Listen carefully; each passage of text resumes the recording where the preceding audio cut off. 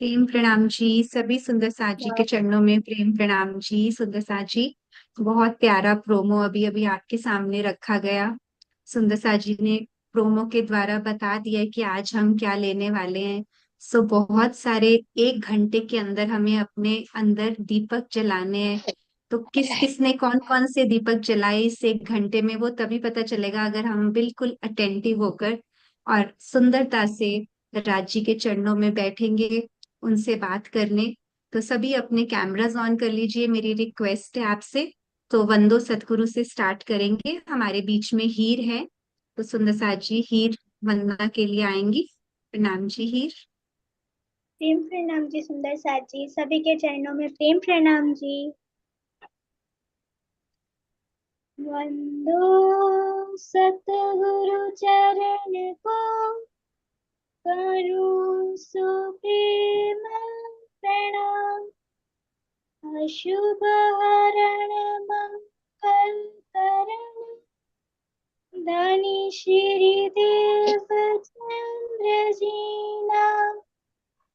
श्री प्राणनाथ निज मान पति, श्री महराज सुना। तेज कुंवरी जी श्यामा युगल को, पल पल करूं प्रणाम। पिया जी को पल पल करूं प्रणाम। प्रेम प्रणाम जी राजी, प्रेम प्रणाम जी श्यामा जी, सभी सखियों के चरणों में प्रेम प्रणाम जी। प्रेम प्रणाम जी सुंदर साथ जी, प्रेम प्रणाम जी। प्रणाम जी हीर, बहुत सुंदर। राज जी के चरणों में, श्यामा जी के, सबके चरणों में प्रणाम जी से शुरुआत करते हैं। तो आइए हम एज ऑलवेज शुरू करेंगे अपना बबीता दीदी से, क्योंकि हमारी लाइफ स्टाइल को फाइन ट्यून करते रहने के लिए, जैसे हम पहले देखते थे ना रेडियो में, जब सिग्नल सही नहीं आता तो क्या आवाज आती है, शां शां की आवाज आती रहती है ना, तो उसको फाइन ट्यून करते हैं तो कितनी अच्छी आवाज आती है। तो ये हमारा करती हैं हमारी बबीता दीदी हमारी लाइफ के लिए। जनरल लाइफस्टाइल स्किल्स पर बात करते हैं बबीता जी से पहले 10 मिनट, फिर आगे बढ़ेंगे। प्रणाम जी बबीता दीदी। प्रणाम जी, सभी के चरणों में प्रणाम। मेरे सोल बड़ीज, प्यारे प्यारे सोल बड़ीज की भी, ये भी चरणों में प्रणाम।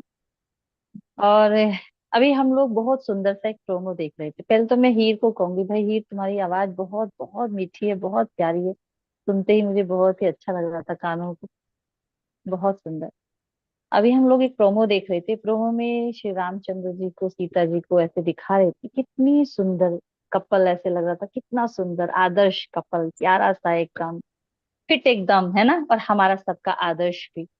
तो हम सब रामचंद्र जैसे ही बनना चाहते हैं। हम कम से कम उनके थोड़ा आसपास आ जाएं, ऐसा तो सभी चाहते ही हैं कि हम भी कुछ ऐसा करें।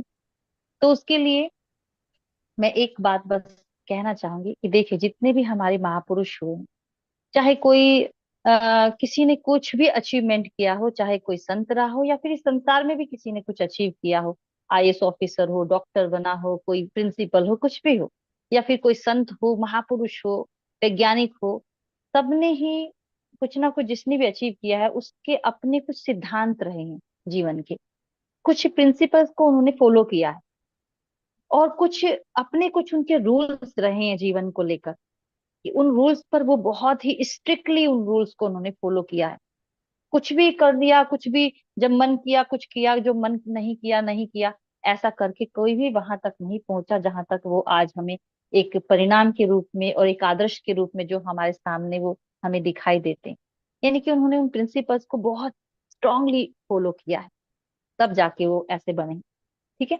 तो आज हम एक बात करेंगे, क्योंकि आप सभी जानते हैं कि मैं योगा टीचर हूँ, और मैं शरीर के माध्यम से ही बताना चाहती हूँ सबको कि हम ये शरीर हमारे लिए कितना महत्वपूर्ण है, कितना इम्पोर्टेंट है, और इसके माध्यम से हम क्या क्या कर सकते हैं।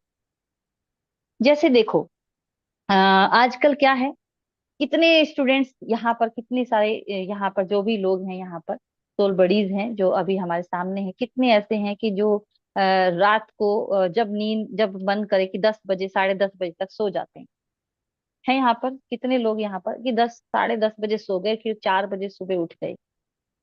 यहाँ पर हैं? कोई हैंड रेज करना चाहेगा? ओके। एक, एकता। मीरा ओके, शर्मा के नाम से है वो भी। अच्छा, ठीक।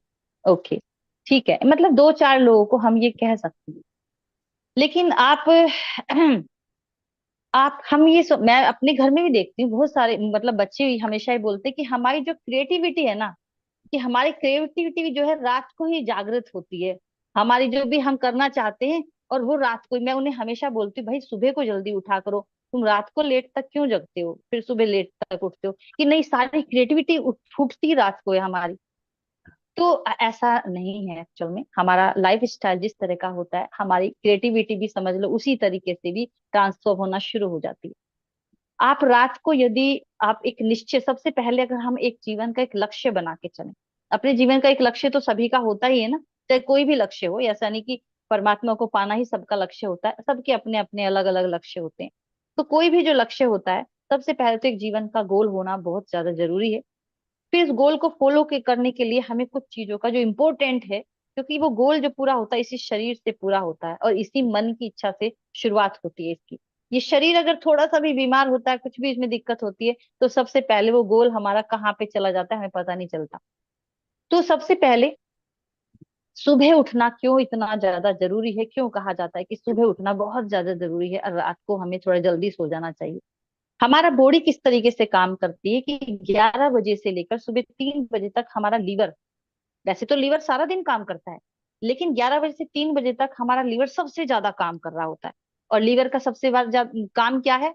डिटॉक्सिफाई करना, सफाई करनी, साफ सफाई में लग जाता है वो। 11 बजे से 3 बजे तक पूरी साफ सफाई में लगता है, पूरे हमारे शरीर की गंदगी को निकालना शुरू करता है। वो पूरा दिन करता है ये काम को, लेकिन उस टाइम उसका काम सबसे ज्यादा होता है, ब्लड उस टाइम उसमें ही सबसे ज्यादा होता है, उस समय सारा ब्लड उसमें वहां पर होता है। तो इसका मतलब क्या है कि 11 बजे से 3 बजे तक उसने लीवर ने काम किया, उसके बाद हमारे लंग्स काम करना शुरू करते हैं, फिर उसके बाद हमारा पेट, 8 बजे तक हमारा पेट गुड़ गुड़ गुड़ गुड़ शुरू हो जाता है।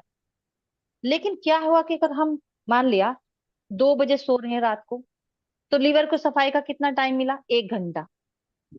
डिटॉक्सिफाई करने का उसे सिर्फ 1 ही घंटा मिला। अब 1 घंटे में बेचारा वो क्या क्या करेगा? उसके बाद फेफड़े काम करना शुरू कर दिया, अब वो काम ज्यादा, फेफड़े कोई हमेशा ही काम करते हैं, लेकिन उस समय वो सबसे ज्यादा काम कर रहे होते हैं, इसलिए कहा जाता है कि उस समय वो आप वॉक करिए, एक्सरसाइज करिए। तो कहने का अर्थ ये है कि आपके जो ये 24 घंटे जो आपको रोज परमात्मा आपको देते हैं, वो 24 घंटे हम किस तरीके से बिता रहे होते हैं, उस पर डिपेंड करता है हमारा सब कुछ, पूरा स्ट्रक्चर एक बन के जो निकलता है, जिस गोल को हम लेके चलते हैं, वो सब कुछ उस पर डिपेंड करता है कि 24 घंटे हम, अब 24 घंटे में अब आप ऑब्जर्व करें, कितने लोग ऐसे हैं कि 24 घंटे में खूब एक्टिव रहते हैं? अच्छा, यहाँ पर कितने लोग ऐसे हैं कि 24 घंटे खूब एक्टिव रहते हैं एकदम? या फिर कितने ऐसे हैं कि उनका बैठ कर ही काम होना ज्यादा है, जैसे स्टडी करना हो, अगर कोई जॉब करता हो तो जॉब में बैठना हो गया बहुत ज्यादा, या फिर मोबाइल में गेम खेलने की मान ले अगर आदत है, या टीवी को देखने की बहुत आदत है, तो वो बैठे हुए हैं वहाँ। कितने लोग अच्छे अच्छा ऐसे हैं यहाँ पर जो 24 घंटे में से काफी एक्टिव रहते हैं, मतलब मोस्ट उसका टाइम एक्टिव ही बहुत रहते हैं वो। हीर, हीर, हीर एक्टिव रहते हैं हीर। हाँ जी। ओके। अच्छा, याचना। और हाँ, याचना भी एक्टिव रहते हैं। मैं किसी से बात कर सकती हूँ? याचना का खोल सकते हैं जरा आप मोबाइल, ये सॉरी माइक।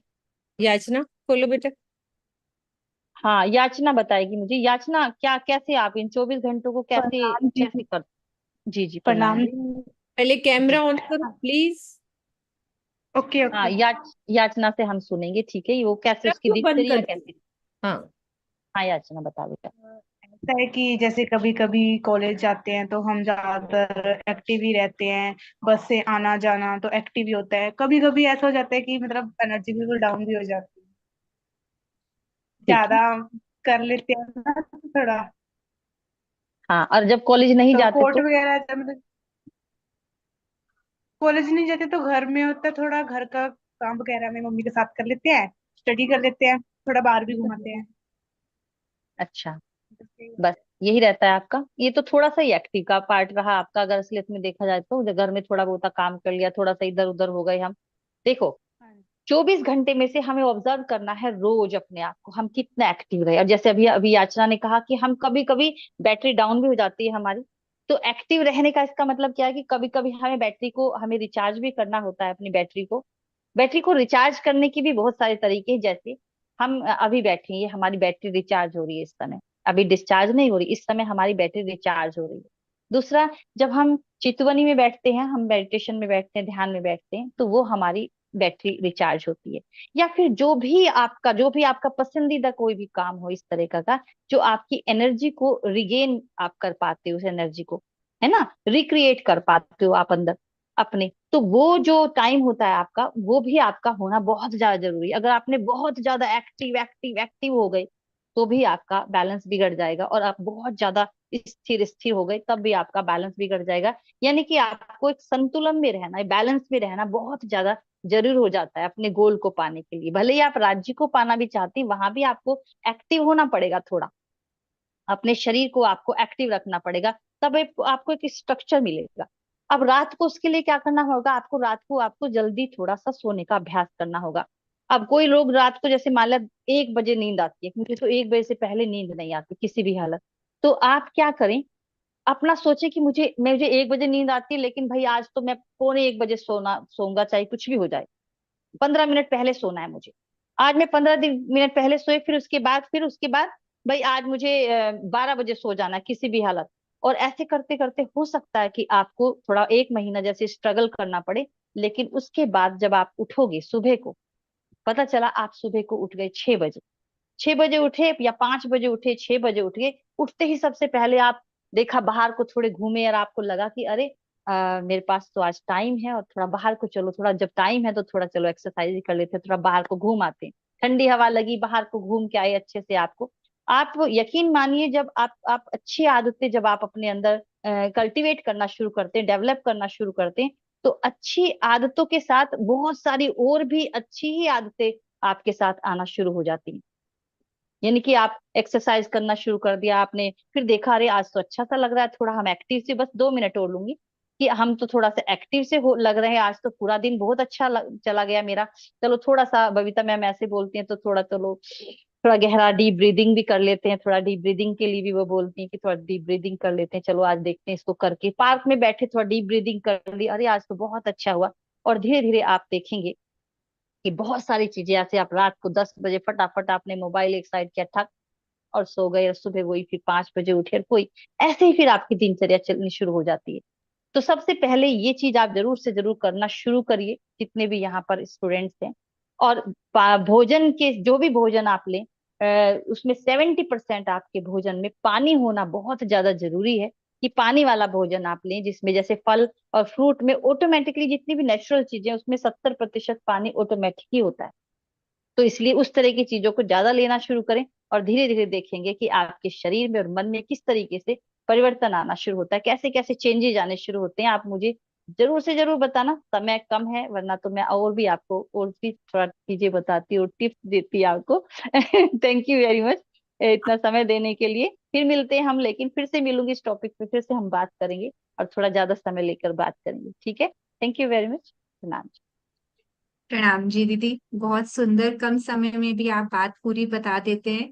तो हमारे जीवन में संतुलन का महत्व बताया दीदी ने, और प्रयास ही सफलता का सूत्र है। इस बात को हम ध्यान रखेंगे। और चलिए अब आगे बढ़ते हैं हमारी मार्गदर्शिका, हमारी मेंटर किरण जी की तरफ। किरण माता जी का बहुत बहुत आभार, हमारे लिए यहाँ पर वक्त निकाल के आए हैं वो। तो बहुत ध्यान से उन्हें सुनेंगे, ये हमारा सौभाग्य है। प्रणाम जी किरण आंटी, प्रणाम जी। प्रणाम जी सबको, प्रणाम जी सभी बच्चों को मेरा बहुत बहुत प्रणाम और दीपावली की शुभकामनाएं। हाँ जी बच्चों, सबसे पहले मैं आपसे एक बात करने जा रही हूँ। ये बात मुझे सभी बच्चे बताए कि आप सब, दीपावली आने वाली है ना, 4 दिन बाद आएगी 31 तारीख को। कैसे कैसे मनाओगे आप? कौन कैसे मनाएगा दीपावली? थोड़े से बच्चे बताएंगे, ज्यादा तो नहीं बता पाएंगे।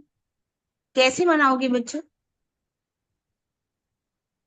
नहीं मनानी क्या? बोलेगा मनाएंगे या नहीं मनाएंगे? मनाएंगे तो कैसे मनाएंगे? चलो याचना, पहले कैमरा ऑन, ठीक है? उसके बाद आप कैमरा बंद क्यों करते हो, पहले ये बताओ। कैमरा ऑन करके बैठो। हाँ जी, हाँ जी बच्चों, बोलो याचना, प्लीज बोलो बेटा। जल्दी बच्चों। हाँ ऐसा है कि जैसे दिवाली में सबसे पहले सबको तो पता है सफाइयाँ ही होती हैं। हाँ जी, हाँ जी। नेट स्लो है उसका। फिर और आप लो, फिर आप बोलो बेटा। प्रणाम जी, सभी के चरणों में प्रेम प्रणाम जी। जैसे कि सफाई का जैसे टॉपिक आया, तो मुझे ऐसा लग, घर की सफाई ही क्यों करे, उसके साथ अपने मन की भी सफाई कर ले। जैसे कि वेरी गुड। घर से और मन के अंदर इतनी मतलब वो हो, इसके लिए वो वाला भाव कि नहीं जेलसी करे या फिर कुछ भी किसी के लिए बुरा व्यवहार हो, तो दिवाली में घर के साथ अपने मन की भी सफाई करे। और जैसे कि हम इधर सबके साथ दिवाली सेलिब्रेट करते हैं, पर राज्य के साथ भी कर ले, थोड़ा टाइम निकाल दे के दिन में कुछ भी, जैसे कि सेवा पूजा कर ले। सेवा पूजा में भी जैसे कि स्पेशल टॉपिक होते हैं या फिर चर्चा सुन ले, बैठक सुन ले। और मैं तो चाहती हूँ कि सबसे ज्यादा हम अपना टाइम दिवाली में राज्य को दे, चितवनी करके, वाणी मंथन करके, सेवा पूजा करके। प्रेम प्रणाम जी। क्या बात है, क्या बात, बहुत बढ़िया, बहुत बढ़िया। और कैसे कोई मनाएगा? हाँ जी और याचना, कोई आप नेट चला गया था बताएगा? बेटा, अब बोलो। हाँ जी, हाँ जी। ऐसा है ना, हमारा शुरू से आता है, हम राज्य के जैसे मतलब नए उसको डेकोरेट करते हैं। मेरा शुरू से ऐसे है कि मैं सबसे पहले राज्य के रूम को डेकोरेट करते हैं, तो हम वाणी पढ़ते हैं। वाणी मतलब वाणी पढ़ते हैं, जैसे कुछ भी दीपावली के कोई भी अवसर होते हैं, फेस्टिवल, तो हम वाणी जरूर पढ़ते हैं। वैसे तो डेली थोड़ा थोड़ा पढ़ते ही हैं, तो थोड़ा हो जाता है कभी कभार। और जोत वगैरह तो लगती ही रहती है, ये सब तो होता ही रहता है। हाँ, ठीक है। ये भी है, हमारे यहाँ पे तो चर्चा वाणी भी होती रहती है। कभी संडे को होगी, कभी किसी ने पाठ रखवा लिया तो वहां चले गए, वहां पर चर्चा वाणी हो रही है, ऐसा रहता है। ठीक है, एक राज कैसे मनाएगा? एक राज एक राज बताओ बेटा, अनम्यूट करो। कैसे मनाओगे बेटा?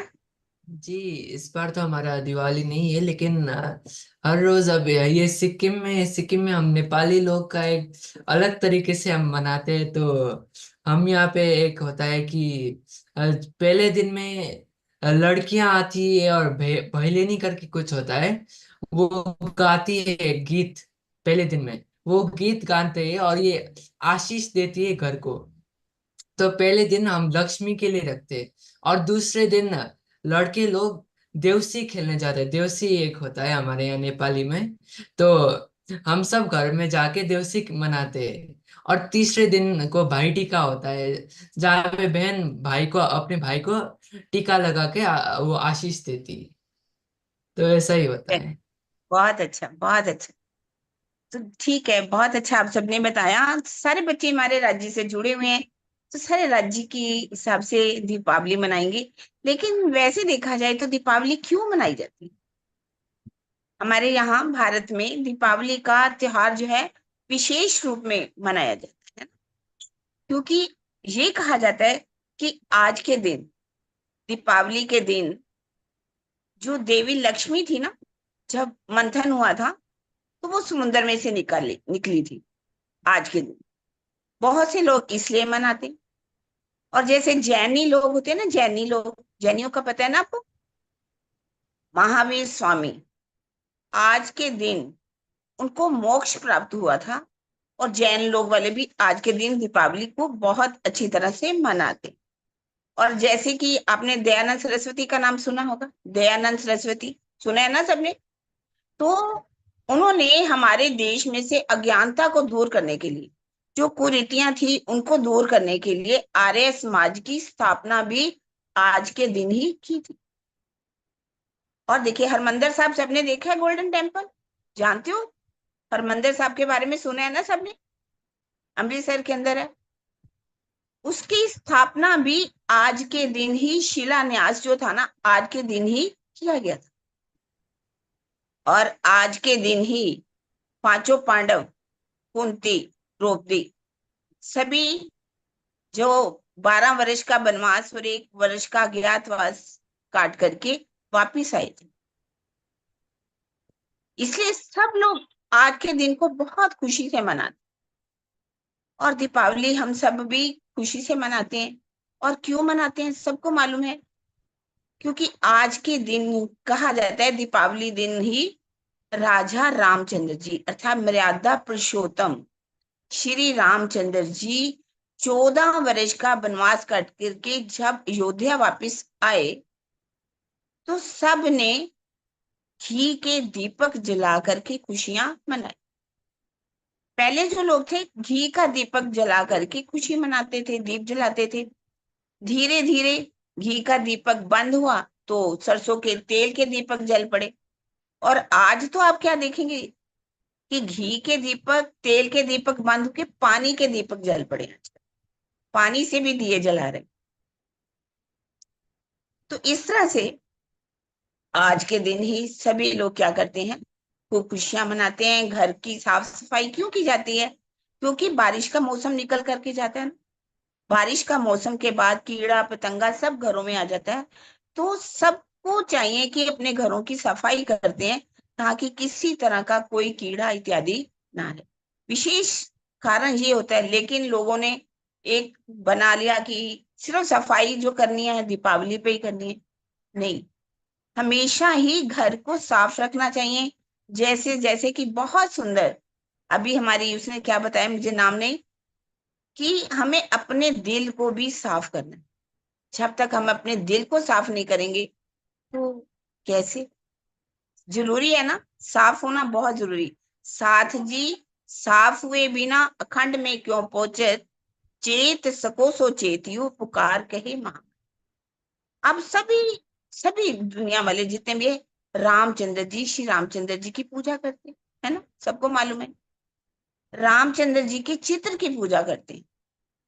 सबको चित्र की पूजा ना करके किसकी पूजा करनी चाहिए, चित्र की पूजा करनी चाहिए। चित्र की पूजा क्या है, अभी सबने सुना, जैसे कि पहले भी बच्चों ने सुना। उनके अंदर सबसे बड़ा गुण था, धैर्य का गुण था। मनुस्मृति में मनु जी महाराज कहते हैं, धर्म के 10 लक्षण हैं, धीति, क्षमा, दमो, अस्ते, शोचम, इंद्रिय निग्रह, धी, विद्या, सत्यम, क्रोधो, दशकम धर्म लक्षण। धर्म के 10 लक्षण हैं, जिसमें एक सबसे बड़ा लक्षण क्या है, धैर्य। और वो धैर्य का गुण किसके अंदर था, श्री रामचंद्र जी के अंदर। जैसे कि उनको रात को कहा गया कि आपको तैयार रहिएगा, प्रातःकाल आपका राज्याभिषेक होगा। लेकिन रात ही रात ऐसी सिचुएशन बदली, उनको प्रातः, वो रात को खुश नहीं हुए, नाचने नहीं लगे कि वो मेरा राज्याभिषेक हो रहा है, मैं राजा बनूंगा। और प्रातःकाल उनको क्या कहा जाता है कि आपको 14 वर्ष का वनवास।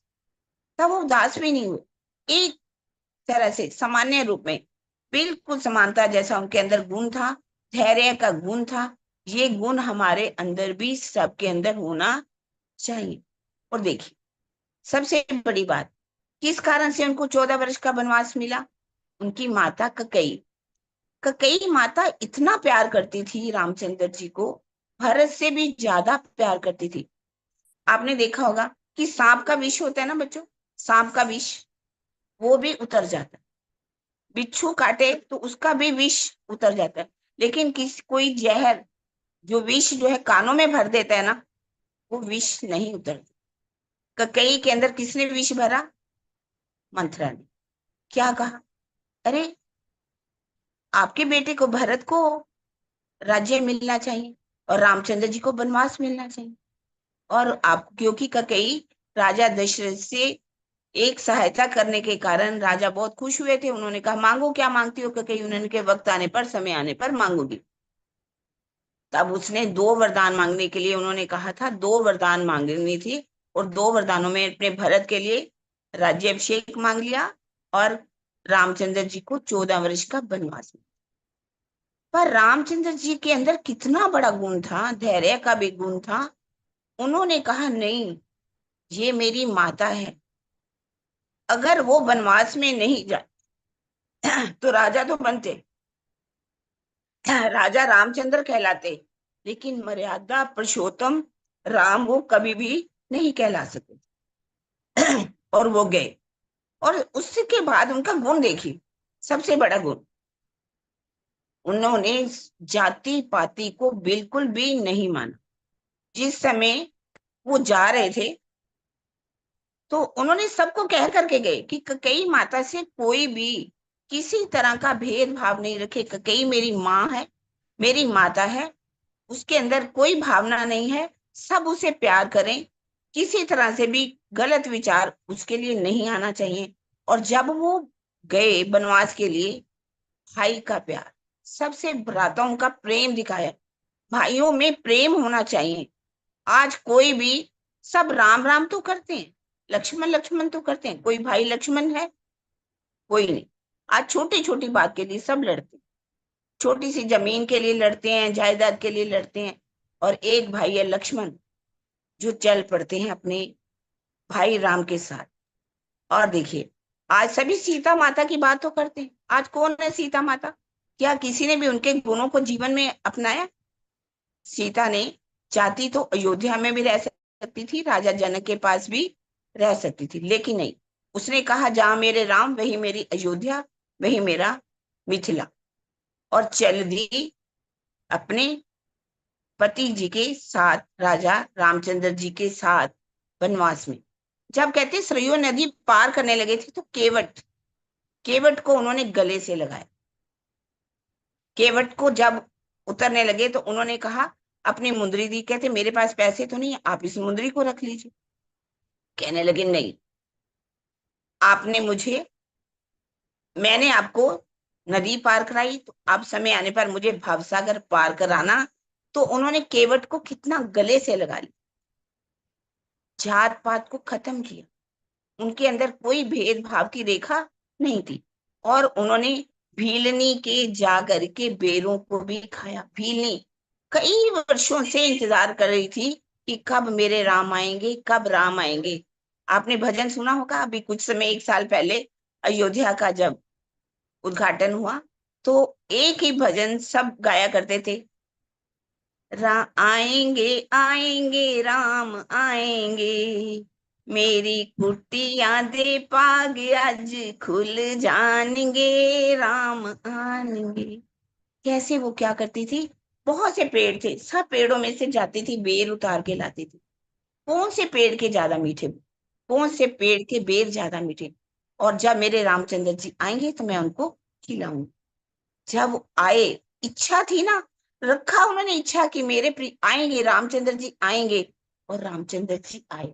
हम सबको भी हर पल इंतजार करनी चाहिए कि मेरे भी प्रीतम आएंगे आएंगे आएंगे, और सुंदर साथ जी आएंगे और आकर के हमारे दिल को अर्श बनाएंगे, हमें अवश्य ही दीदार देंगे। हमारा संकल्प होना चाहिए, हमारी इच्छा होनी चाहिए। और इस तरह से ही एक बात जरूर कहूंगी, रामायण के अंदर गोस्वामी तुलसीदास जी ने बहुत बड़ी बात कही,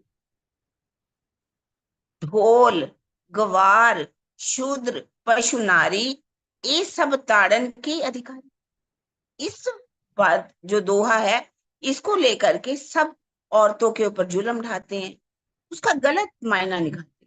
वास्तव में उनकी ऐसी कोई अभिलाषा नहीं थी, कोई मंतव्य नहीं था कि उनको कैसे ताड़ने के अधिकारी बनाना चाहिए। उन्होंने क्या कहा, ढोल, ढोलक देखा, ढोल जो होता है अगर ऐसे जोर जोर से बजाया जाए तो कान फाड़ू होता है, कानों को अच्छा नहीं लगता। लेकिन तरीके से सीख करके स्वर निकाल करके ताल बना करके अगर उसको बजाया जाए तो उसमें से स्वर बड़े प्रिय निकलते हैं। तो उसको कहा ढोल। गवार क्या होता है? जो पढ़ा लिखा ना हो, कम पढ़ा लिखा हो। तो उसको कोई भी सेवा दी जाए उस पर नियंत्रण रखना चाहिए कि वो कभी भी कोई गलत कार्य वो ना करे। ढोल गवार शूद्र, शूद्र से भी प्रेम करना चाहिए। शूद्र का मतलब ये नहीं कि छोटी जाति की बात, जो अज्ञानी हो, जो पढ़ा लिखा ना हो उसको शूद्र कहा है। पशु, पशु को जैसे आप कोई बैलगाड़ी चल रही है, पशु की नाक में नकेल डाल दी जाती है तो बड़े खींचा जाता है ताकि वो सही रास्ते पर चले। इसलिए कहते हैं कि पशुओं को भी क्या करना चाहिए? ताड़ना चाहिए। और नारी, नारी को ताड़ने का मतलब नहीं है, उनको भी एक तरह से नियंत्रण रखना चाहिए। उनको हर काम में आगे करना चाहिए, बिल्कुल पीछे नहीं छोड़ना चाहिए। जैसे कि पहले जमाने के लोग जबकि और उनके पति की मृत्यु हो जाती थी तो क्या करते थे? औरतों को उनके साथ कहा जाते थे कि आपको उनके साथ सती होना है। इस तरह से उन्होंने, जब कहते हैं कि नदी को पार कर रहे थे सरयू नदी में, सबसे पहले किसको बिठाया उन्होंने? सीता माता को बिठाया। अगर वो ऐसा कहते रामचरितमानस में कि उनको ताड़ना देना है तो नहीं, ऐसा नहीं था। उन्होंने उनको इज्जत दी, मान दिया पूरी। और इसी तरह से ही ये दोहा जो है हमें बहुत सी शिक्षा दे रहा है। और इसके साथ मैं ये कहूंगी कि दीपावली जो मनाई जा रही है, आज सभी दीपावली मनाएंगे अभी 4 दिन बाद। तो दीपावली पर क्या करना चाहिए? लोग क्या करते हैं? बहुत बड़े बड़े क्या पटाखे चलाते हैं ना, आतिशबाजी करते हैं। क्या आतिशबाजी बच्चों करनी चाहिए? आतिशबाजी अगर करते हैं तो क्या नुकसान होता है? कौन बच्चा बताएगा? आतिशबाजी करनी चाहिए? आतिशबाजी करनी चाहिए बच्चों? कौन नहीं। बताएगा? आतिशबाजी करनी नहीं। चाहिए? वरुण आप नहीं बोलो बेटा। करनी चाहिए। क्यों नहीं करनी चाहिए?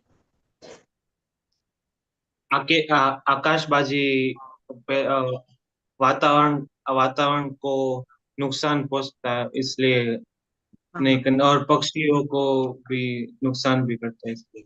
बिल्कुल बिल्कुल। कितना पॉल्यूशन होता है, कितना वातावरण प्रदूषित हो जाता है ना, सांस हम्म। लेना भी मुश्किल हो जाता है। और उस दिन लोग रात को क्या करते हैं बच्चों? दिवाली दे दीपावली मनाते हैं, पहले तो आतिशबाजी खूब चलाते हैं और फिर सबसे बड़ी बात क्या करते हैं? अपने घर की जितनी भी सोना चांदी हीरे मोती क्या रख देते हैं, उनकी पूजा करते हैं। रात को चोर आता है उठा के ले जाता है। ऐसा नहीं करना चाहिए। और सबसे बड़ी बात है, लोग उस रात को क्या करते हैं? जुआ भी खेलते हैं। क्या जुआ खेलना चाहिए? जुआ नहीं खेलना नहीं। चाहिए ना। जो जुआ खेलते हैं उससे क्या होता है? नुकसान होता है। पूरे अपनी सारी दौलत को समाप्त कर देते हैं। तो ये गलत बातें जो हैं लोग अपनाते हैं। हमें इनसे सोचना चाहिए, इनसे हमें बचना चाहिए। हमें दीपावली के दिन दिए दिए जो जलाते हैं ना, उससे क्या सीखना चाहिए? जो हम दिए जला रहे हैं ना, जो राज्य ने हमें वाणी दी है, एक दीपक से दूसरा दीपक, दूसरे से तीसरा दीपक जलाया जाता है। हम भी एक से दूसरे, दूसरे से तीसरे सबको राज्य की पहचान कराएं। यही हमारी असली दीपावली है। और इसके लिए सभी बच्चे, सभी मिलकर के हम प्रेम करें एक दूसरे के साथ। सबके अंदर ज्ञान का दीपक जलाएं। तन दीपक मन ज्योति करूं, प्रेम घृत लो लाए, शोभा लख श्री राज की, आरती करूं चित लाए, आरती करूं चित लाए। और सभी बच्चे प्यार से दीपावली मनाएंगे। इसके लिए आप कोई भी प्रश्न हो तो पूछ सकते हैं, और कोई प्रश्न भी अगर हमारी चित्रा जी पूछना चाहेंगे तो वो पूछे। प्रणाम जी। दीदी अभी पम्मी पहले ले लेंगी फिर उसके बाद। जी। हाँ जी वृंदा आप आओ। जी, प्रणाम जी। सभी सुंदर साथ जी के चरणों में प्रेम प्रणाम जी। ज्यादा कुछ नहीं, सबसे पहले एक सवाल, कोई एक आध सुंदर साथ अगर, और बहुत शॉर्ट में, दीपावली कब है? सुंदर साथ जी कोई बताए, दीपावली कब है? अभी सिर्फ एकता जी का है। हाँ जी, एकता दीदी बोलो। हाँ दीपावली थर्सडे की है, जी, थर्सडे को करेंगे। ऑलमोस्ट। जी धन्यवाद सुंदर साथ जी। जी धन्यवाद। ऑलमोस्ट सबका यही जवाब होगा। हाँ जी, हीर आप भी बोल सकते हो, बोलो बेटा। दीपावली थर्सडे को है, मेरा ये मतलब सही है, सब ये मानते हैं, पर दीपावली सही मायने में तब है जब हमारे अंदर, जैसे कि श्री रामचंद्र जी का हम एग्जाम्पल लेते हैं, उनका ये मतलब बहुत अच्छा था कि प्राण जाए पर वचन ना जाए। प्रॉमिस, वो जो प्रॉमिस करते थे वो निभाते थे, वो झूठ नहीं बोलते थे, ये सब है। जैसे कि दीपावली का मेन टॉपिक तो रामचंद्र जी ही होते हैं, पर रामचंद्र जी होते हैं, पर उनके आने की खुशी में हम दिए जलाते और वो करते हैं। पर दिए जला के मतलब हम क्यों मतलब बनाते हैं, वो किसी को मोस्टली नहीं पता होता है। जैसे कि एक दिया होता है, जैसे कि हम दिए तो हम रात को ही जलाते हैं। दिए से भी हमें ये मिलता है कि मतलब ये मिलता है कि एक दिया होता है, जैसे कि हम टेरेस में जाके दिए जलाते हैं और इतना सारा अंधेरा होता है, और जब दिया जल जाता है तो उसकी रोशनी से अंधेरा मिट जाता है। वैसे ही वैसे ही हमारे अंदर भी, जैसे कि ज्ञान आ जाए तो हमारे अंदर के सारे अंधकार मिट जाएंगे। प्रेम प्रणाम जी। और दीपावली जी सही मतलब में तभी आती है जैसे कि हमारे अंदर सबके लिए भेदभाव ना हो, सबके लिए अच्छा व्यवहार हो। वही दिन हमारे हमारे लिए दीपावली जैसा मनाया जा सकता है। प्रेम प्रणाम जी। जी मैम, प्रणाम जी, बहुत अच्छी। मुझे कुछ बोलने की जरूरत ही नहीं रही। बहुत अच्छा। दीपावली, इस सवाल को हम बाद में देखते हैं, इसके जवाब को। पहले थोड़ी सी एक शॉर्ट में बात। दीपावली के पहले हम एक दिन मनाते हैं, वो है धनतेरस, यानी धन का दिन। इस दिन हम क्या करते हैं, सोना चांदी खरीदते हैं, धन की पूजा करते हैं। धन की यानी लक्ष्मी की पूजा करते हैं। क्यों करते हैं कि धन, घर में धन आए, पैसा आए। आप सब जानते हैं, हिंदू मुस्लिम क्रिश्चियन ये सारी कम्युनिटी हमारे समाज में हम देखते हैं। धन के मामले में जो अच्छी खासी कम्युनिटी जो सबसे पहले स्थान पर आती है ना, वो कौन सी है पता है? मुस्लिम। पहला स्थान ही उनका आता है। और ये मुसलमान कभी लक्ष्मी की पूजा नहीं करते। हम सब हम सबको सिर्फ खाने के लिए 2 रोटी चाहिए, एक निवाला चाहिए, लेकिन हम धन इतना इकट्ठा करना चाहते हैं कि 7 पीढ़ी तक वो चलता रहे।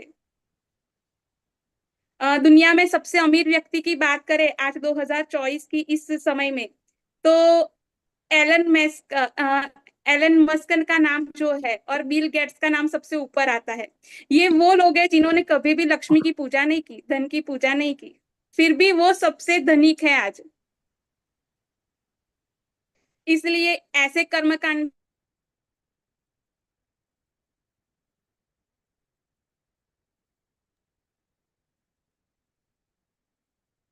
हाँ जी चित्रा, वृंदा का मे बी नेट थोड़ा स्लो है। हाँ जी, हाँ जी। महलों की रानी, उन्होंने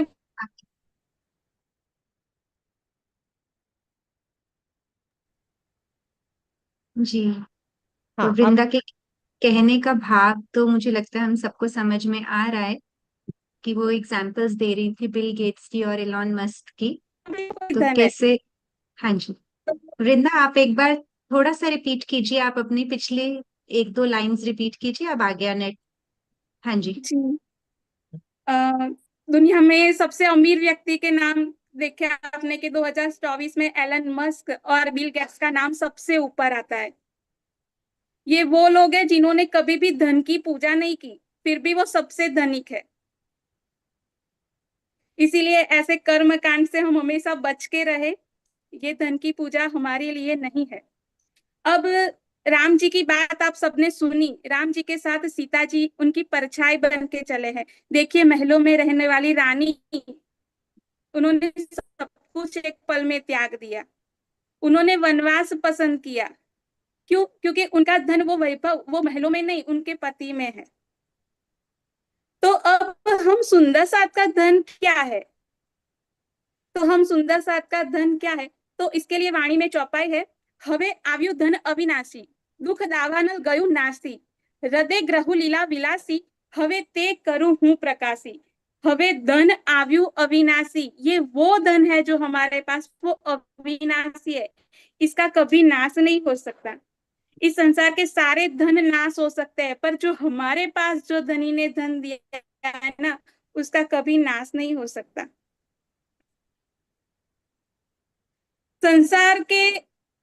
संसार का धन मिल जाए तो नींद हराम हो जाती है, दुख बढ़ जाते हैं, जबकि हमारे रूहों के पास ये अखंड धन ऐसा है ना कि जिससे सारे दुख दावानल दूर हो जाते हैं, खत्म हो जाते हैं और अखंड आनंद प्राप्त होता है।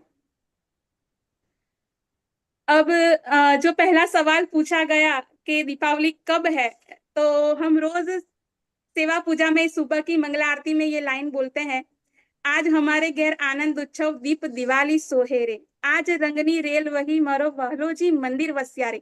आज हमारे, अगर अब फिर से जब पूछा जाए ना कि दीपावली कब है, तो उसका जवाब हमारा ये होना चाहिए कि आज है, अभी है, इसी क्षण में दिवाली है।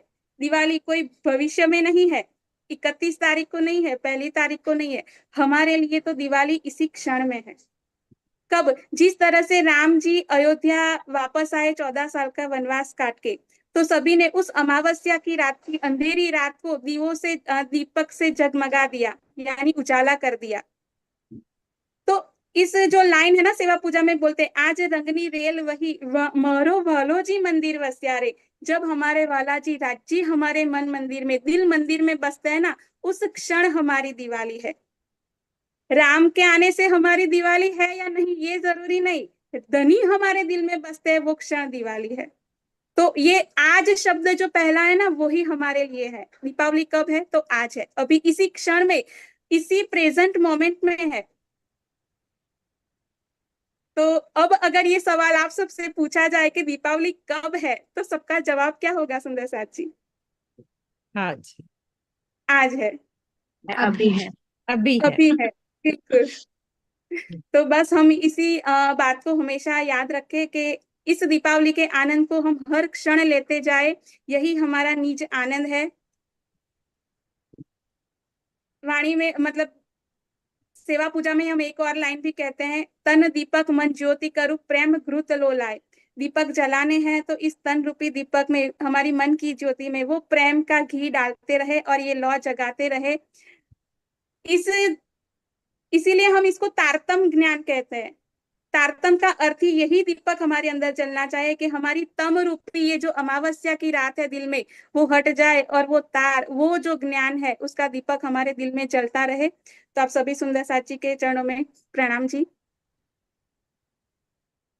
प्रणाम जी वृंदा, बहुत सुंदर सिखापन आपने वाणी से दिए हमें। आइए अब भैया हमारे बीच आ चुके हैं, प्रवीण भैया, आइए उनसे कुछ थोड़े शब्द दीपावली को लेकर सुनते हैं। प्रणाम जी भैया।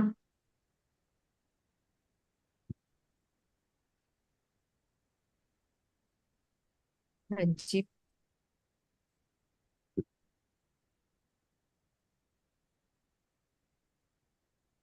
हाँ जी। सुंदर साथ जी,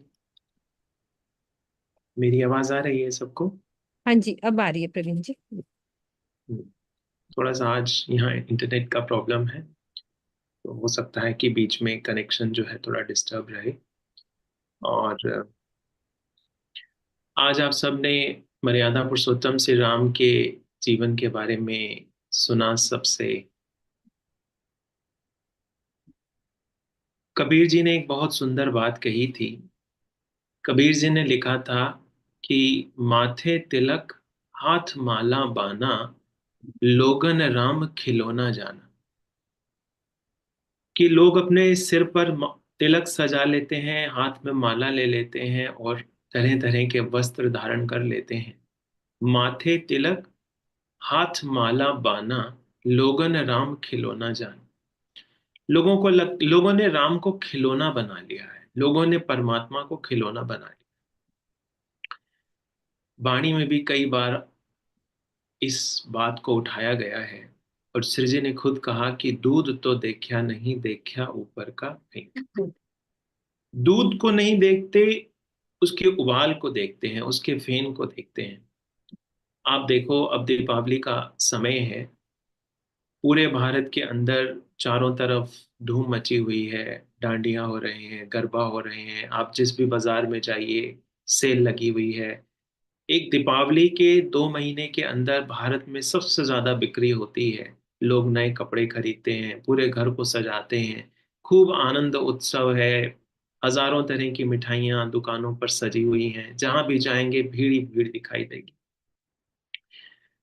दीपावली का त्योहार क्या है? राम के चरित्र को दर्शाता है। राम का चरित्र कैसा?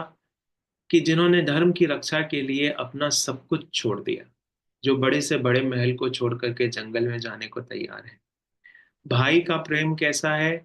मैं जब छोटा था तो एक भजन मैंने सुना था कि राजपाट को खेल बनाकर खेलें दोनों भाई। कि जैसे एक फुटबॉल होती है, उसको एक दूसरी तरफ फेंकता है, दूसरा पहली तरफ फेंकता है। तो उसमें कहा कि राम और भरत जो है वो एक राजपाट को फुटबॉल बना करके खेल रहे हैं, कि हम भी इस पर राज नहीं करना चाहते, आप इसको संभालिए। भरत कहते हैं आप संभालिए, राजा राम कहते हैं कि आप संभालिए। सीता के चरित्र को देखें, सीता ने एक क्षण को भी विचार नहीं किया कि जिसका जन्म राजमहल में हुआ, जिसने हमेशा फूलों की सैया पर अपने पांव रखे, उसको 14 साल के लिए वनवास में जाना है। जो जनक की दुलारी है, जिसने कभी कांटों को नहीं देखा, जिसने कभी गरीबी को नहीं देखा, अब वो एक साड़ी और एक गले में माला पहन करके राम के साथ 14 साल वन में भटक रही है। लेकिन सीता से पूछा जाए तो वो सबसे परम आनंद की अवस्था में। क्यों? क्योंकि उसे लगता है कि उसके राम उसके साथ हैं। सीता को राम जब संदेश भेजते हैं अशोक वाटिका के अंदर, तो हनुमान राम से कहते हैं कि मैं सीता के पास आपका संदेश तो लेकर के जा रहा हूं, आप मुझे अपनी कोई निशानी दे दीजिए कि मैं सीता को क्या कहूंगा आपके बारे में। आप कोई प्रेम पत्र लिख करके दे दीजिए कि आप सीता से कितना प्रेम करते हैं, आप मुझे कुछ बताइए, मैं सीता को जा करके कहूंगा। तो राम एक अंगूठी देते हैं और बस इतना कहते हैं कि सीता से बस इतना कहना कि तत्व प्रेम कर मम अरु तोरा, जानत एक प्रिया मन मोरा, सो मन रहत सदा तो ही पाही, जानही प्रीत बस इतना ही माही। उन्होंने कहा कि सीता को कहना कि सीता, तुम्हारा और मेरा जो प्रेम है उसको केवल मेरा मन जानता, उसको कोई और नहीं जानता। और वो जो मेरा मन है वो मैंने पहली दृष्टि में ही तुम्हें दे दिया था। इसके अलावा प्रीत की बात कहने के लिए मेरे पास कोई और वाक्य नहीं। सोचिए कि आपस में पति पत्नी का प्रेम कैसा हो, और ये प्रेम तो दैहिक प्रेम भी नहीं था, दैहिक प्रेम से बड़ी ऊंची बात थी। मर्यादा पुरुषोत्तम श्री राम ने धर्म की रक्षा के लिए 14 साल वनवास काटा, राजमहल को छोड़ करके वृक्षों के नीचे सोए हैं, कंदमूल खा रहे हैं। राम का जीवन तो एक उदाहरण है कि किस प्रकार कम से कम जीवन में संपत्ति हो, धन हो, उसमें भी एक वैराग्यपूर्ण जीवन जिया जा सकता है। त्याग क्या है? त्याग की महिमा यदि कोई महान पुरुष व्यक्त कर रहा है तो वो मर्यादा पुरुषोत्तम श्री राम। लेकिन उन्हीं मर्यादा पुरुषोत्तम श्री राम के त्योहार को कैसे मनाया जा रहा है? चारों तरफ भोग विलास, चारों तरफ मिठाइयां बन रही हैं, चारों तरफ सुंदर आभूषण सजा रहे हैं, लोग सोने को पूज रहे हैं, धन को पूज रहे हैं। जिसने धन के लिए सब कुछ छोड़ दिया, लोग उसको छोड़ करके धन को अपने घर आमंत्रित करना चाहते हैं। तो मैं सभी सुंदर साथ से यही निवेदन करता हूँ कि ये जितने भी महान पुरुष हुए, संसार में जो परिपाटी चली आ रही है, वो हमेशा चरित्र को भूल जाते हैं, चित्रों को पकड़ लेते हैं, क्योंकि चरित्र को पूजना बहुत कठिन है, चित्र की पूजा बहुत सरल होती है। तो हम भी उसकी देखा देखी, उसका अनुसरण न करें, हम तत्व को जाने, हम जो दूध है, फेन के नीचे जो दूध छिपा है उसकी पहचान करें, हम उन महान पुरुषों के सिद्धांतों को जाने, उनको अपने जीवन में उतारने का प्रयास करें। और जैसा अभी पहले भी वृंदा जी ने कहा कि हमारे राम तो अक्षरातीत पर ब्रह्म है। कबीर जी ने जिन 4 राम की बात की है, हमारे चौथे राम तो अक्षरातीत पर ब्रह्म है। और वो अक्षरातीत पर ब्रह्म तो 400 साल से ब्रह्म आत्माओं के हृदय में पहले दिन से आकर के बैठे हैं। तो हमारी तो दीपावली पल पल है। जहाँ प्रीतम सदैव धाम में विराजता है, वहां ना तो कोई वनवास हुआ, वहां ना ही कोई बिछोहा हुआ। बस देर इतनी भर की है कि हम बाहर के पट बंद कर भीतर के पट खोल। जिस दिन हमारी आत्मा उस युगल स्वरूप का साक्षात्कार करेगी, जिस दिन हमारी दृष्टि बाह्य संसार को छोड़ करके भीतर प्रवेश करेगी, तो हमें लगेगा कि मेरा प्रीतम तो सदैव मेरे साथ था। जो पुकार लगाई वो भी अनजाने में लगाई, न कभी वनवास हुआ, न कभी बिछोहा हुआ, वो पल पल मेरे साथ था। हमारी दीपावली पल पल है। उसी अक्षरातीत को, उसके प्रेम को अपने हृदय में बसाएं, और बार बार जैसा हम कहते हैं कि जो अंतर की बात है, जो बातिन है, हम उसको समझने का प्रयास करें। संसार दीपक जलाता है, तारतम्बाणी ने बहुत ऊंची बात कही। मुकुंदास जी ने कितना सुंदर लिखा कि तन दीपक मन ज्योति करूं, प्रेम घृत लोलाए। कि मैं अपने तन को दीपक बनाऊं, मैं अपने मन की ज्योति बनाऊं, और उसमें प्रेम का घी डालूं। यही वास्तव में एक पूर्ण दीपक है, जो उस अक्षरातीत के अभिनंदन के लिए एक आत्मा तैयार कर सके। तो आप सभी सुंदर साथ को दीपावली की अनेक शुभकामनाएं, इस भावना के साथ कि मर्यादा पुरुषोत्तम श्री राम जो इस संसार में एक महान पुरुष की तरह अवतरित हुए, उनके चरित्र से हम कुछ सीखें, सीता के चरित्र से हम कुछ सीखें, प्रेम की कुछ बात सीखें, जीवन में वैराग्य आए ऐसी ऊंची शिक्षा लें, धर्म की रक्षा कैसे होती है, धर्म के सिद्धांतों पर कैसे चला जाता है, इन बातों को सीखें, और साथ ही साथ अपना संबंध उस चौथे राम से निभाए रखें। वो जो आपके हृदय में पल पल विराजता है, उसकी तरफ अंतर्दृष्टि कर जुड़े। इन्हीं बातों के साथ मैं अपनी वाणी को विराम दूंगा। सभी को हाँ जी, प्रणाम जी भैया आपके चरणों में। बहुत सुंदरता से दिवाली का महत्व समझाने के लिए हम सबको। तो इस बार हम सब यही प्रण लें कि हमें अपने हृदय को अक्षरातीत के ज्ञान से और प्रेम से प्रकाशित करना है, और फिर औरों को प्रकाश देना है, जैसे एक दिए से दूसरा दिया चलता है। और इस बार एक दिया अक्षरातीत के चरणों में कृतज्ञता का जरूर जलाएं कि धाम धनी अक्षरातीत मेरे हृदय में विराजमान होने के लिए आपका लाख लाख शुक्र है। क्यों मेहर मुझ पर भई, ए थी मुझको शक, मैं जानी मेहर महबूब की, वो देत आप माफक। माफी चाहती हूँ, थोड़ा सा शब्द इधर उधर हो सकता है चौपाई का, पर भाव इसका यही है कि हमें धाम धनी ने अपनी ब्रह्म अंगना बनाया है। क्या मतलब, हम हैं अनादि काल से, हम उनकी रूहें हैं। तो कुछ भी बदला नहीं है जी। सुंदर साज जी। बदला है तो सिर्फ इतना कि हम उनको भूल प्रणाम गए जी। हैं, हमें उनको वापस याद करना है। सुंदर साज जी म्यूट कर लेंगे। एक तो ठीक है सुंदर साज जी, इन्हीं शब्दों के साथ आप सबको इस दीपावली की शुभकामनाएं। जैसे ही मिठाई खाने का मन करे तो प्रीतम के संग बैठकर मीठी मीठी बात करें, हमारी श्यामा जी की रसना, हमारी कुलजम वाणी का मंथन करें। यही हम रूहों की जागनी है, यही हम रूहों की दीपावली है। तो किसी के मन में कोई भी प्रश्न है तो बताइए। अभी हमारे पास 2-3 मिनट हैं सुंदर साथ जी। किसी को कोई बात करनी है या किसी के मन में कोई प्रश्न है? हाँ जी ठीक है। सुंदर। किसी को कुछ कहना है, कुछ अच्छा लगा, कुछ बहुत अच्छा लगा, कुछ छुआ दिल को? अभी प्रवीण जी ने जिस तरह बात करी ना कि चौथे राम को बसाइए, तो चौथे राम का क्या मतलब है? किसी के मन में आया ये क्वेश्चन? कोई बता सकता है एकता जी के अलावा?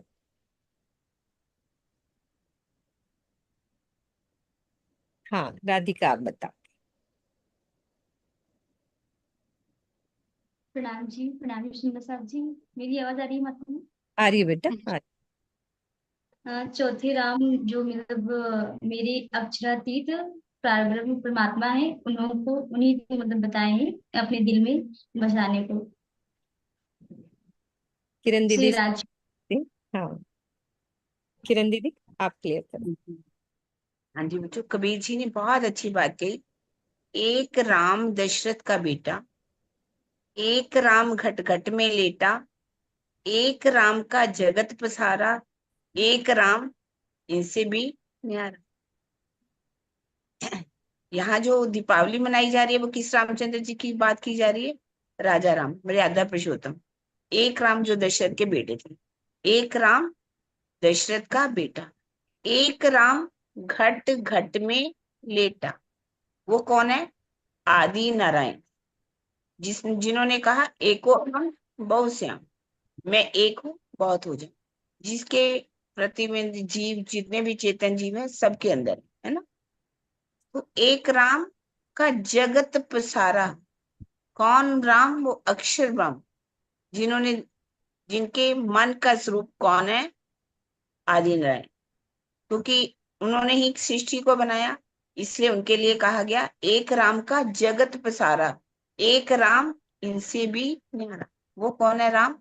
हमारे अक्षरातीत, हमारे धनी, हमारे पार ब्रह्म, हमारे जिनको शब्दातीत कहा गया है, हम प्राण वल्लभ कहते हैं, प्राण प्रीतम कहते हैं, उनको अपने दिल में बसाना है। जब वो हमारे दिल में बस जाएंगी, हमारा दिल अर्श हो जाएगा, तो हम कह सकते हैं कि मेरे भी राम हमारे हृदय में आएंगे, आएंगे राज आएंगे, मेरे दिल को वो अर्श बना जाएंगे, राज आएंगे, आएंगे, आएंगे। हर पल अपने दिल में एक ही भाव रखिए कि मेरे प्रीतम मेरे दिल में आएंगे, जरूर आएंगे, जरूर आएंगे। तब हमारी हर पल की दीपावली है, हर पल की खुशियां, हम इतना आनंद में झूमेंगे, इतनी खुशियां मिलेंगी कि शायद वो इस संसार में भी नहीं समाएंगी। और मेरी यही सबसे सब इच्छा है कि राज्य से प्रार्थना है कि सबका दिल राज्य यश बनाए और सबके दिल में दीपावली मनाए। प्रणाम जी। और कुछ? हाँ जी, चित्रा आनंद मंगल करे। जी हाँ जी सुंदरता जी, आनंद मंगल लगाते हैं। अगले, अच्छा सॉरी सुंदरता जी, एक मिनट आंटी, वो एक सूचना देनी थी। कल 10 से 11 बजे तक सुंदरता जी गोष्ठी में ई संवाद है। अगर शेयर कर सकते हैं पोस्टर तो कर लेते। स्वामी जी के साथ आप प्रश्न पूछ सकते हैं आध्यात्मिकता से रिलेटेड कोई भी। तो कल सुबह 10 बजे से 11 बजे तक इसी आईडी पर आप सभी सुंदर साथ ज्वाइन कीजिए। दिल में कोई भी आध्यात्म को लेकर प्रश्न है तो भी आइए, कोई नहीं है तो भी आइए, क्योंकि जब दूसरों के प्रश्नों के हम उत्तर सुनते हैं तो हमें लगता है कि हमें बहुत लाभ हुआ इससे। तो इसलिए कल सुबह 10 बजे इसी आईडी पर गोष्ठी में स्वामी जी के साथ ई संवाद में हम बातचीत कर सकते हैं। ठीक है, मैं ग्रुप में पोस्टर शेयर कर दूंगी साथ जी। ठीक है सुंदर साथ जी, सबके चरणों में प्रणाम जी। अगले शनिवार इसी समय मिलेंगे और कुछ और एक्साइटिंग आपके लिए शायद से धनी प्लान कर रहे हैं। प्रणाम जी, सबके चरणों में आइए आनंद मंगल करते हैं।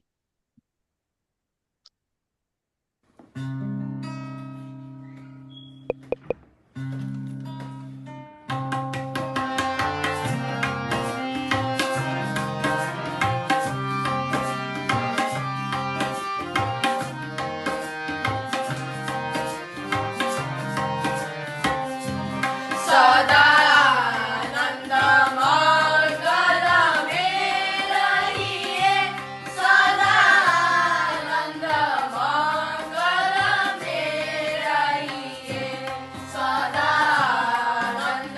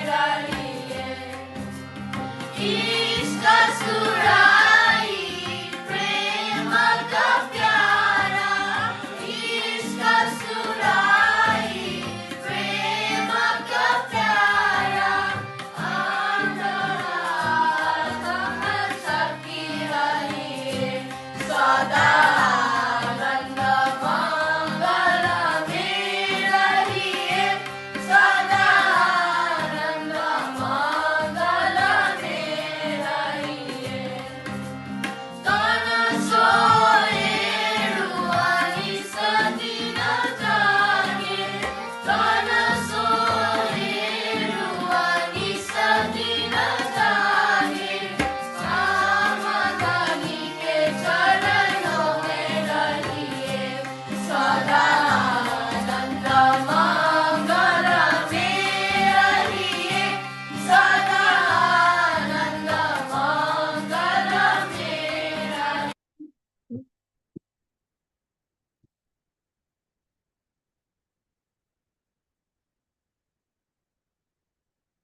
चित्रा अनम्यूट करो आप पहले। बोलिए श्री प्राणनाथ प्यारे की जय, श्री सतगुरु महाराज की जय। प्रणाम जी सभी प्रणाम जी साची को। सुंदर जी, सबको प्रणाम जी।